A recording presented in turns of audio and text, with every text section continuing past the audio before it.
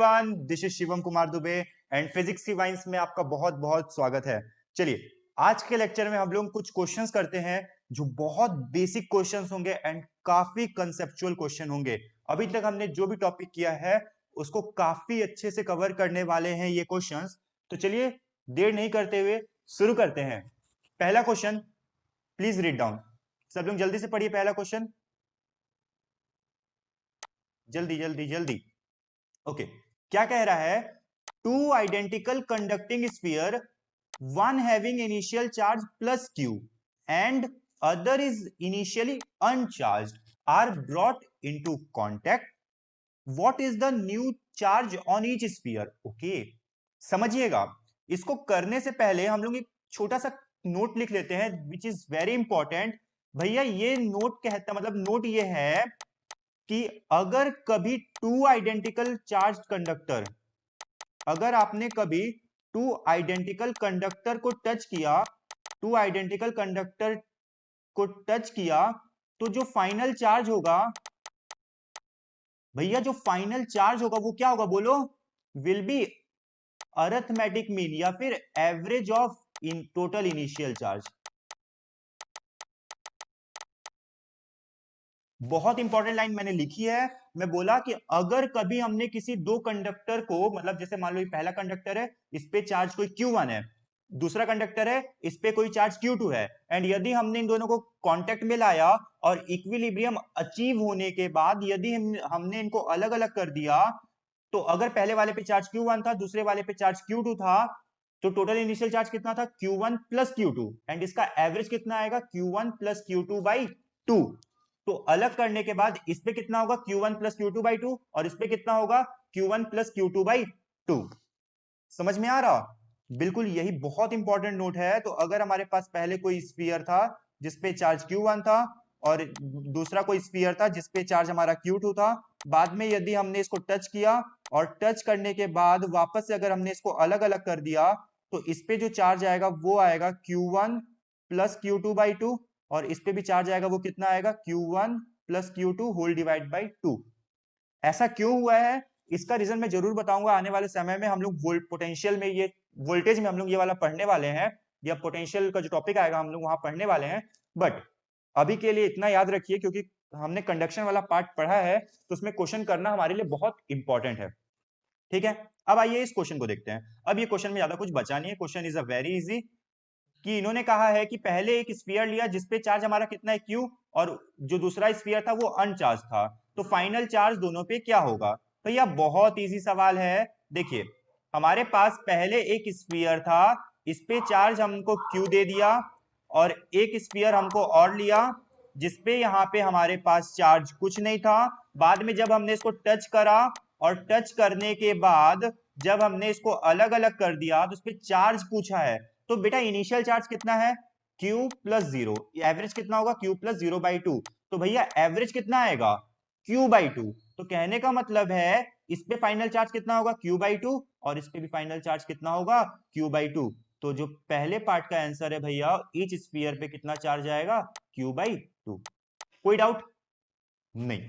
Second question, इसका second part ये कह रहा है कि while the sphere are in contact, a positively charged rod is moved close to one sphere, causing a redistribution of the charges on the two sphere. So the charges on the sphere closest to the rod has charge minus Q. ओ भाई, तो दूसरे वाले पे charge कितना होगा? Question समझिएगा, बहुत important है भैया, क्वेश्चन बहुत इंपॉर्टेंट है। कैसे? अभी देखते हैं।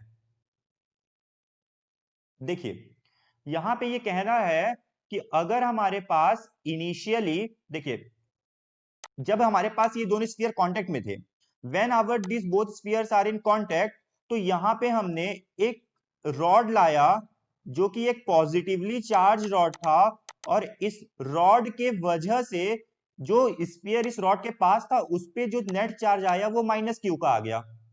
मैं बोला बिल्कुल सही है।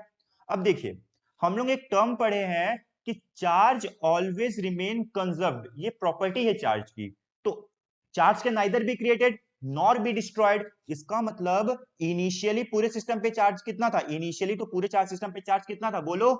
सिर्फ प्लस क्यू का था ना, एक तो चार्ज था और एक अनचार्ज था, और जो चार्ज था उस पर प्लस क्यू का चार्ज था, तो नेट चार्ज कितना था, प्लस क्यू।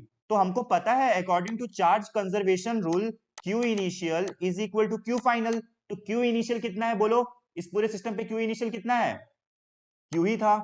फाइनली कितना हुआ, देखो फाइनली इस पे कितना है माइनस क्यू, और इस पे लेट से मैं बोल दे रहा कोई क्यू डैश है, तो वो होगा हमारा माइनस क्यू, और प्लस कितना है क्यू डैश।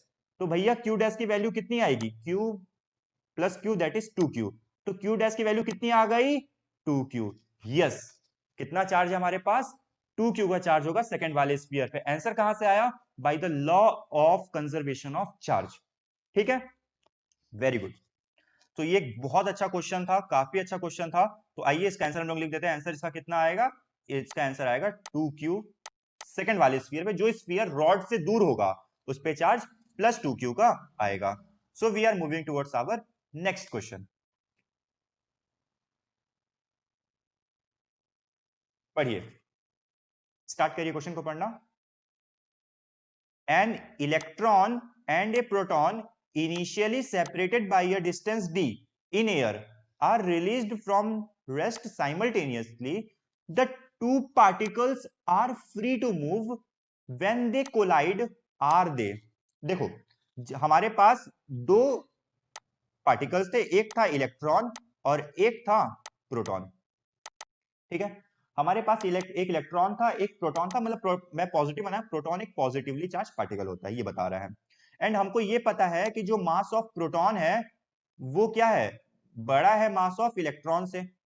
ठीक है, मास of proton is greater then mass of electron. और बोला गया है क्वेश्चन में कि इन दोनों के बीच का जो दूरी है वो डिस्टेंस हमने को डी दे रखा है, ये क्वेश्चन हमको क्वेश्चन में दिया हुआ है। अब बोल रहा है कि जब हमने इन दोनों को रिलीज किया रेस्ट से, तो ये दोनों मुलाकात करेंगे, और उसके बारे में बोला है कि ये मुलाकात मतलब इन दोनों का मुलाकात कहां पे होगा, where they will meet, at midpoint. पहला ऑप्शन बोल रहा है क्या मिड पॉइंट पे मुलाकात होगा। सेकंड बोल रहा है कि they will meet closer to the initial position of proton, क्या प्रोटॉन के पास मुलाकात होगा। एंड थर्ड ऑप्शन बोल रहा है कि क्या इलेक्ट्रॉन के पास मुलाकात होगा। तो चलिए देखते हैं। देखिए एक बात तो हमको पता है, हमको क्या बात पता है, सबको पता है यहाँ पे Newton third law of motion क्या बोलता है, एक्शन रिएक्शन पेयर। मतलब खुद सोचो, जितना फोर्स इलेक्ट्रॉन पे इधर लगेगा उतना ही फोर्स प्रोटॉन पे इधर लगेगा। अब आप बोलोगे सर डायरेक्शन कैसे डिफाइन किया, बेटा आपको पता है ना, एक पॉजिटिव चार्ज और एक नेगेटिव चार्ज के बीच में अट्रैक्शन होता है, इसीलिए इलेक्ट्रॉन पे फोर्स किधर लगेगा, मतलब तो ऑब्वियसली अट्रैक्शन हो रहा है तो इधर लगेगा, और प्रोटॉन पे किधर लगेगा, इधर लगेगा। अब देखिए obviously force on electron will be is equal to force on proton. हमको पता है force on electron is equal to force on proton. तो कहने का मतलब है कि mass of electron into acceleration of electron will be equal to mass of proton into acceleration of proton. भैया यहां से अगर हम लोग निकालेंगे acceleration of proton upon acceleration of electron, तो आपको क्या दिखेगा, एक्सेलरेशन ऑफ, ये दिखेगा मास of electron upon mass of proton. बिल्कुल, ये आपको दिखेगा मास of electron upon mass of proton. तो यहां से कहने का मतलब ये से जरूर हमको समझ में आ गया कि मास ऑफ इलेक्ट्रॉन छोटा है और मास ऑफ प्रोटॉन ज्यादा है, तो ये जो क्वांटिटी है ये क्या है, लेस देन 1 है। और अगर ये लेस देन 1 है तो इसका मतलब क्या हो गया, क्लियरली पता चल रहा है कि भैया जो इलेक्ट्रॉन का एक्सेलरेशन है वो ज्यादा है प्रोटॉन के एक्सेलरेशन से। इसका मतलब एक्सेलरेशन जो इलेक्ट्रॉन है वो ज्यादा तेजी से ट्रेवल करेगा, और अगर वो ज्यादा तेजी से ट्रेवल करेगा तो फाइनली ये ज्यादा डिस्टेंस कवर कर पाएगा। इसका मतलब यह है कि प्रोटॉन के पास इन लोगों की मुलाकात होगी। क्यों, क्योंकि प्रोटॉन का एक्सेलरेशन कम है। तो answer will be B, closer to the initial position of the proton. ये हमारा आंसर होगा। कोई डाउट भैया, कोई doubt. So this is our third question. चलिए शुरू करते हैं थर्ड क्वेश्चन, एंड प्लीज इसको पढ़ना शुरू करिए और देखिए कि क्या क्वेश्चन में क्या खास है। मैं बोल रहा हूं हर एक क्वेश्चन अपने आप में कहीं ना कहीं कुछ इंपॉर्टेंट है। देखिए हालांकि बहुत इजी क्वेश्चन है, बोर्ड्स में पर ऐसे पे क्वेश्चन भी आ चुका है कि a glass rod is rubbed with a silk cloth, the glass rod acquires a charges of plus 19.2 into 10 to the power minus 19 coulomb. it is written 19.2 into 10 to the power minus 19 coulomb. Find the number of electrons lost by the glass rod. Very easy. कैसे? देखिए मैंने आपको बताया था ना कि charge का जो ट्रांसफर होता है वो इंटीग्रल फॉर्म में होता है. दैट इज क्यू ट्रांसफर जो भी होगा it should be any is the electronic charge और एन इज द इंटीजर, इसकी वैल्यू 1 2 3 4 होगी. अब देखो इसने बोला है कि जो चार्ज का ट्रांसफर है भैया वो 19.2 into 10 to the power minus 19 coulomb है. नंबर ऑफ इलेक्ट्रॉन हमको पता नहीं, निकालना है. और इलेक्ट्रॉनिक चार्ज कितना होता है 1.6 into 10 to the power minus 19. तो यहां से मेरे ख्याल से n का वैल्यू कितना आएगा 10 टू द पावर माइनस 19 से 10 to the power minus 19 cancel out और 1.6 ये आ जाएगा आपका 19.2 divide by 1.6. I think it is 1 and 2. तो n का वैल्यू कितना आ गया 12. तो यस पहले पार्ट का आंसर आ गया कि नंबर ऑफ इलेक्ट्रॉन्स कितने ट्रांसफर होंगे, तो आंसर आएगा 12. Second question, find the negative charge acquired by silk. अरे भैया ये तो हमको पता है ना कि charge can neither be created nor be destroyed. मतलब अगर उसमें प्लस का 19.2 into 10 to the power minus 19 coulomb गया है तो कहने का मतलब यह है कि जो नेगेटिव चार्ज है वो भी कितना होगा, सिल्क पे जो नेगेटिव चार्ज आया वो भी कितना होगा minus 19.2 into 10 to the power minus 19 coulomb. बिल्कुल सही. नेक्स्ट पार्ट क्या बोल रहा है, is there transfer of masses from glass to silk. क्या ग्लास से सिल्क में मास का ट्रांसफर हुआ है? देखिए इलेक्ट्रॉन्स का ट्रांसफर हुआ है, एग्री करेंगे आप लोग? बिल्कुल आप लोग एग्री करेंगे कि हाँ इलेक्ट्रॉन का ट्रांसफर हुआ है. तभी तो सिल्क क्लॉथ पे कैसा आया पॉजिटिव चार्ज आया क्योंकि उससे इलेक्ट्रॉन का लॉस हुआ है. तो कहने का मतलब है यस सर इलेक्ट्रॉन का ट्रांसफर तो हुआ है. अब अगर हम लोग बोले कि मास ऑफ इलेक्ट्रॉन कितना होता है तो मास ऑफ इलेक्ट्रॉन शायद 9.1 into 10 to the power minus 31 KG होता है. This is the mass of electron. यार ट्रांसफर तो हुआ है, कितने इलेक्ट्रॉन ट्रांसफर हुआ है 12 इलेक्ट्रॉन्स ट्रांसफर हुए हैं. Although this quantity is very very very less but हुआ तो है. और कितना हुआ है मैं बता देना चाहता हूं कि कितना ट्रांसफर हुआ है बेटा 12 इलेक्ट्रॉन ट्रांसफर हुआ है और एक इलेक्ट्रॉन का मास कितना था 9.1 into 10 to the power minus 31 KG. आप इसको सॉल्व करेंगे तो जो आंसर आएगा उतना ही मास ट्रांसफर होगा. कोई डाउट? तो भैया मास ट्रांसफर कितना हुआ 12 into 9.1 into 10 to the power minus 31. ये 9 into 10 to the power minus 31 इसको बोल सकते हैं. इतना मास का ट्रांसफर हुआ है. Although this quantity is very very less. इसको हम नेग्लेक्ट कर सकते हैं बट हाँ कुछ ना कुछ तो हुआ है. कोई डाउट?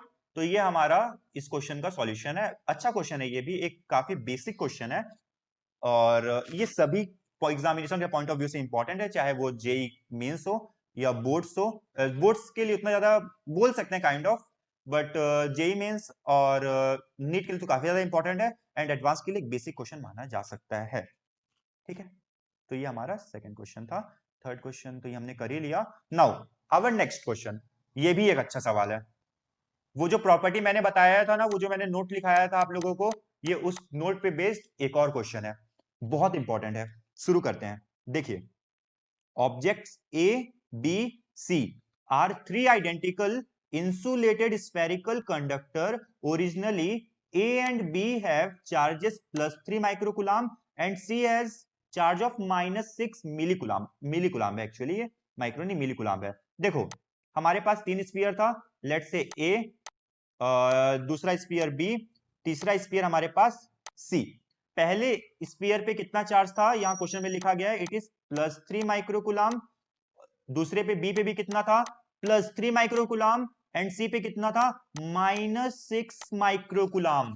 इसने क्या बोला है नेक्स्ट में minus and A and C are touched and move apart. तो चलिए पहले तो यही कवर करते हैं कि इन्होंने बोला है कि पहले हम लोगों ने ए और सी को टच किया, पहले ए और सी को टच किया और टच करने के बाद इसको दूर दूर रख दिया. अब देखिए लेट्स से ये ए है और ये सी है. तो देखो ए पे इनिशियल चार्ज कितना था प्लस 3, सी पे कितना था माइनस 6. तो कहने का मतलब है नेट चार्ज कितना आया, नेट चार्ज हमारा यहां पे कितना आएगा I think plus 3 minus 6 which is equal to minus 3 millicoulomb. यार कहने का मतलब ये है ये तो नेट चार्ज था और चार्ज डिवाइड कितना होगा अरिथमेटिक मीन में डिवाइड होगा. सिंस आइडेंटिकल बोला है तो इसका अरिथमेटिक मीन कितना आएगा, -3/2। तो -3/2 मिली कूलाम का चार्ज इस पे भी होगा, -3/2 मिली कूलाम का चार्ज इस पे भी होगा। This is A, this is C. तो कहने का मतलब यह है कि पहले ए पे था +3 कूलाम, सी पे था -6 कूलाम, और जब हमने इनको टच किया तो टच करने के बाद जैसे इक्विलिब्रियम अचीव हुआ और उसके बाद हमने इनको अलग अलग किया, तो जो चार्ज डिवाइड होगा कैसे होगा, arithmetic mean, that is average charge divide होता है। क्यों? क्योंकि वो आइडेंटिकल है। कितना होगा, +3 -6 होल डिवाइड बाई 2। तो +3 -6 विच इज -3/2। तो ए पे भी -3/2 और सी पे भी कितना चार्ज आएगा, -3/2। ये तो ए और सी का फाइनल चार्ज आ गया। अब क्वेश्चन क्या बोल रहा है समझिएगा। क्वेश्चन बोल रहा है कि if object A and B are now held near each other. अब किसको हेल्ड किया है भैया, ए और बी को। तो अब देखिएगा यहां पे क्वेश्चन ना चेंज होता है। पहला बोल रहे हैं कि ए और बी को हमने पास में रखा, तो ये ए है ये बी है। ए पे कितना चार्ज आया, माइनस, ये वाला ए बोल रहा हूं ना, ये ए है और ये बी है, इसमें -3/2 मिली कुलाम्ब आया था। और क्वेश्चन के अकॉर्डिंग बी पे कितना है बेटा, +3 मिली कुलाम्ब चार्ज है। अब इसने बोला कि ए और बी को हमने क्या किया है, if A and B are now held each near each other, they will attract, repel, have no effect on each other. Very good. अगर मैं ए और बी को पास में रखूंगा तो ए है नेगेटिव चार्ज, बी है पॉजिटिवली चार्ज, तो कहने का मतलब है अट्रैक्शन होगा भैया, अट्रैक्शन।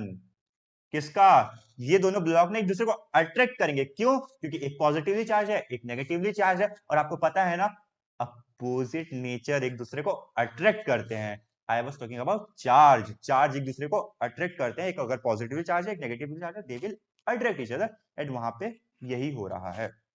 इसके बाद एक और क्वेश्चन बोल रहा है, तो इसका आंसर क्या मिला, बताओ बताओ, attract. if object A and C are held near each other, they will, A और C, तो A और C को अगर हेल्ड करेंगे तो मेरे ख्याल से तो A पे हमने ये चार्ज निकाला, तो A पे कितना है -3/2, C पे कितना है -3/2। अरे दोनों पे -3/2 -3/2 दोनों पे नेगेटिवली चार्ज है, they will repel each other. बहुत सही। तो ये क्या बोल रहा है, if object A and C are held near each other they will repel. भैया कैसा लगा क्वेश्चन बताओ, अच्छा क्वेश्चन है, मजा आया। चलिए एक और क्वेश्चन करते हैं इसी टाइप का, बहुत अच्छा सवाल ये भी हो सकता है। बाकी अब शायद आप लोगों को बन जाएगा। एक मिनट, क्वेश्चन ऊपर चला गया, आजा नीचे आजा नीचे आजा नीचे आजा, आ गया नीचे आ गया क्वेश्चन। भैया करो, शुरू करो, पढ़ो फिर से क्या लिखा है। Figure shows that a positively charged rod is brought near to uncharged metal sphere A and B, clamped on an insulated stand and placed in contact with each other। देखिए ये हमारे पास एक सिस्टम दिया हुआ था जिसमें हमारे पास दो स्फीयर थे ए और बी, हमने इसको इंसुलेटेड स्टैंड पे खड़ा रखा है, और बोल रहा है कि हमने इसके पास एक चार्ज्ड रॉड लेके आया, near to uncharged metal clamped, यहाँ पे लिखा है ना चार्ज रॉड, हाँ बिल्कुल, हमने इसके पास एक चार्ज रॉड लाया। कैसा चार्ज है वो, पॉजिटिवली चार्ज्ड रॉड है। तो इसने बोला है कि बताइए क्या होगा, what would happen if the rod is removed before the sphere are separated। देखो मैं पूरा डायग्राम तो नहीं बना रहा, बट अगर हमारे पास देखो दोनों स्फीयर अगर कांटेक्ट में है, और अगर आपने इसके पास पॉजिटिवली चार्ज रॉड लेके आया, तो ऑब्वियसली यहाँ पे नेगेटिव नेगेटिव नेगेटिव नेगेटिव आएगा, और इससे दूर यहाँ पे कहीं पॉजिटिव पॉजिटिव पॉजिटिव चार्ज होगा। क्योंकि इनिशियली तो अनचार्ज थे, ये दोनों ही इनिशियली क्या थे, अनचार्ज थे, बट इंडक्शन का प्रोसेस होगा जिसके वजह से ये दोनों क्या होंगे, मतलब यहाँ पे चार्जेस डेवलप होगा, तो इसके पास जो है अपोजिट नेचर का चार्ज डेवलप होता है, और जो दूर में सेम नेचर का चार्ज डेवलप होता है। तो इसके पास कैसा चार्ज डेवलप हुआ, नेगेटिव नेचर का, और दूर कैसा चार्ज डेवलप हुआ, पॉजिटिव नेचर का। अब क्वेश्चन में क्या बोला है, देखो क्वेश्चन में बोला है कि अगर मैंने रॉड को रिमूव कर दिया, if I have removed this rod, remove किया, और रिमूव करने के बाद भी ये कांटेक्ट में है, तो आपको पता होगा कि अगर रिमूव करने के बाद भी ये कांटेक्ट में है, तो आपको पता है चार्ज रिमेन कंजर्व्ड। ये पहले कैसा था, न्यूट्रल था, पहला कैसे था, न्यूट्रल था, न्यूट्रल था, तो बाद में भी क्या रहेगा, न्यूट्रल रहेगा। बिल्कुल सही है। What would happen if the rod is removed, भैया इस पे कोई भी नेट चार्ज नहीं आएगा, no net charge will induce.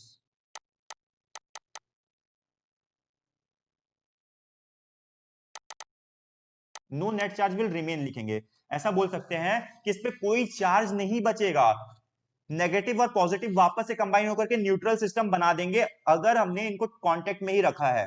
But next question थोड़ा सा अच्छा है, ये कह रहा है कि would the induced charge be equal in magnitude even if the sphere have different size और डिफरेंट कंडक्टर। यार बिल्कुल, इंड्यूस्ड चार्ज तो बिल्कुल सेम ही होगा ना, क्योंकि वो क्या है, सेकंड का आंसर बहुत इजी है। यस, वो सेम ही रहेगा। क्यों? क्योंकि charge always remain conserved. Charge क्या होती है भैया, रिमेन ऑलवेज कंजर्व ना। समझ में आ रहा है, चार्ज हमेशा कंजर्व्ड रहेगा, इसीलिए चाहे वो सेम साइज का हो ना हो, फर्क नहीं पड़ता है, जो चार्ज का मैग्नीट्यूड है भैया वो हमेशा सेम ही रहेगा। कोई डाउट? नाउ थर्ड पार्ट क्या बोल रहा है, देखो, what will happen if the sphere are separated first and then the rod is removed far away. अच्छा है, यहां पे क्वेश्चन बहुत सही बनाया, काफी सही क्वेश्चन बनाया। देखिए, हमारे पास इनिशियली ये सिस्टम था, ये प्लस प्लस प्लस, ये पूरा हमारे पास पॉजिटिवली चार्ज रॉड था। इसके बाद हमारे पास ये हमारे जो स्फीयर दिए हुए थे वो थे, ये एक्चुअली अनचार्ज था। हमने क्या किया, यहाँ पे ऑब्वियसली हमको पता है यहाँ पे नेगेटिव चार्ज डेवलप हो जाएगा, ये पॉजिटिवली चार्ज डेवलप हो जाएगा। अब इसने क्या बोला है ना, इसको हमने अभी रिमूव नहीं किया, इसको अभी तक हमने रिमूव नहीं किया है, लेकिन इसके रिमूव होने से पहले ही हमने इसको क्या कर दिया, सेपरेट कर दिया। और जैसे ही सेपरेट किया भैया, सेपरेट करते ही क्या होगा, ये दूर हो गया और ये भी दूर हो गया। Oh my God, true question, मतलब क्वेश्चन सही है भैया।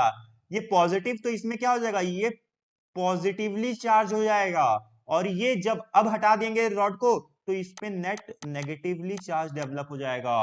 This is a question. क्यों? क्योंकि हमने रॉड को हटाने से पहले इनको अलग अलग कर दिया था। अब इस पे पॉजिटिवली चार्ज नेगेटिवली चार्ज तो आ चुके थे, अब जैसे ही अलग किया तो अब चार्ज जाएगा कहां, इंसुलेटेड है, अर्थ में जा नहीं सकता है। तो देखो, ये अलग हो गया और ये भी अलग हो गया, तो फाइनली नेट चार्ज इस पे और नेट चार्ज इस पे, दोनों पे मैग्नीट्यूड वाइज सेम रहेगा। बट याद रखिएगा, एक पे प्लस का है एक पे माइनस का है, तो चार्ज अभी भी कंजर्व्ड है। दैट इज, अगर मैं कहूं कि यहां माइनस क्यू का चार्ज डेवलप हुआ है तो बिल्कुल सेम मैग्नीट्यूड का बट अपोजिट साइन का चार्ज यहां डेवलप होगा। और अगर अभी भी आप नेट चार्ज देखेंगे तो वो कितना आएगा, जीरो। चार्ज कंजर्व है, पर हां, दोनों ही बॉडी चार्ज हो गई है अब। कोई डाउट? ये क्वेश्चन था, एक अच्छा क्वेश्चन मैं बोलता हूं इस क्वेश्चन को भी, हमेशा से कंसेप्ट काफी अच्छा है। So this was all about today's lecture. आज के लेक्चर में हमने काफी क्वेश्चंस डिस्कस किए हैं, काफी इंपॉर्टेंट क्वेश्चन डिस्कस किए हैं बेसिकली, अगर हम बोले तो। और इसी के साथ साथ कोई बात नहीं, यही बोल देते हैं कि टेलीग्राम का लिंक ज्वाइन कर लीजिएगा आप लोग, क्योंकि मैं क्वेश्चंस और भी ऐसे क्वेश्चन, देखो क्वेश्चन तो बहुत सारे हैं, हर एक क्वेश्चन कराना बहुत मुश्किल है, बट जो अच्छे क्वेश्चंस हैं, जो बेसिक क्वेश्चंस हैं, वो मैं जरूर लाऊंगा यहाँ पे, और काफी अच्छे लेवल पे भी न्यूमेरिकल्स मैं कराऊंगा लास्ट ऑफ दी सीरीज के। ठीक है, तो टेलीग्राम का लिंक ज्वाइन कर लेना, डिस्क्रिप्शन में मैंने दे रखा है। और साथ ही साथ फिजिक्स की वाइंस करके इंस्टाग्राम पे, बोलो बोलो बोलो, जी चैनल है, फिजिक्स की वाइंस करके इंस्टाग्राम पे चैनल है, आप उसको भी ज्वाइन कर लेना, अगर फॉलो कर लेना अगर आपका मन हो तो। अदरवाइज बच्चों, पढ़ाई बहुत अच्छे से करो, काफी अच्छी लाइफ होती है, मैं तो ये बोलता हूँ टॉप एनआईटीज आईआईटीज की लाइफ बहुत अच्छी लाइफ है। प्लीज अच्छे से करो, बहुत मजा आने वाला है लाइफ में, आगे काफी इंजॉय करने को मिलता है, एंड काफी अच्छा एनवायरमेंट भी मिलता है। ठीक है, तो चलिए, अभी हम लोग नेक्स्ट लेक्चर में कूलम्स लॉ शुरू करने वाले हैं। तब तक के लिए बाय बाय, थैंक्स, एंड अपना ख्याल रखिएगा, मास्क का यूज करिएगा, जब तक दवाई नहीं तब तक ढिलाई नहीं। समझ में आ रहा है, मोदी जी का नारा था, बिल्कुल फॉलो करिएगा। तब तक के लिए bye bye, take care, have a nice day.